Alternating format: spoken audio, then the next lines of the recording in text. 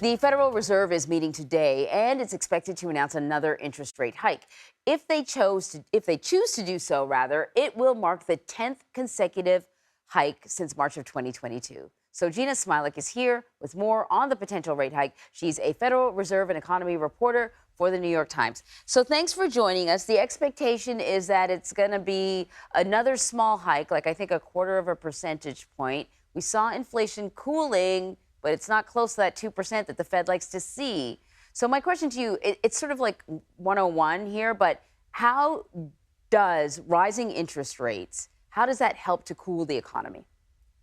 Yeah, great question. Because I think this isn't intuitive to a lot of people. A lot of people look around and see, money becoming more expensive to borrow, and that feels like it actually makes inflation worse.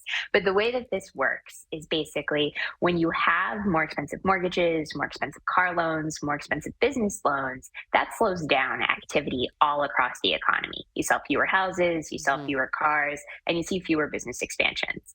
As activity slows down, wage growth slows, and you really see demand starting to pull back.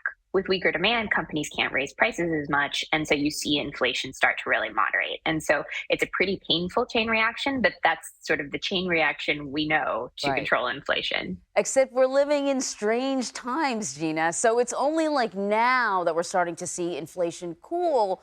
But, a lot of the things that typically happen when interest rates go up, wages go down and all that sort of stuff, that's not happening. So what needs to be done to sort of, or maybe it's being done. Maybe it's just happening slower than it has happened in the past. It's such a wacky economy. I will say that you are seeing some signs that the Fed's campaign to raise interest rates is basically working. You've seen a slowdown in consumer spending. You've certainly seen a slowdown in the housing market. And we're seeing moderation in wage growth, although it still remains relatively rapid and the job market looks really strong. And so I think we're sort of in the early innings of this. It's still taking time to play out.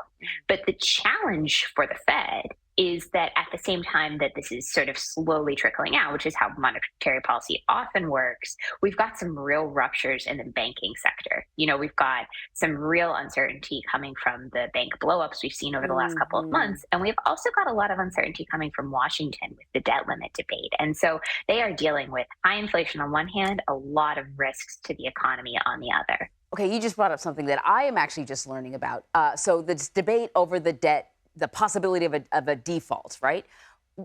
Can the Federal Reserve, or does the Federal Reserve play a role in the event of a U.S. debt default?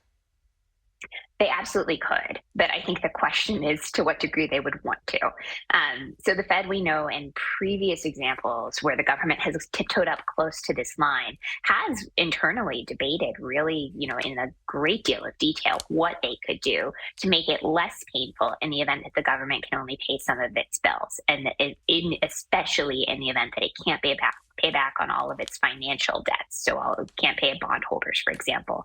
And so there are things they could do. They could buy bonds. They could trade out, sort of swap out the bad bonds that aren't being paid back anymore.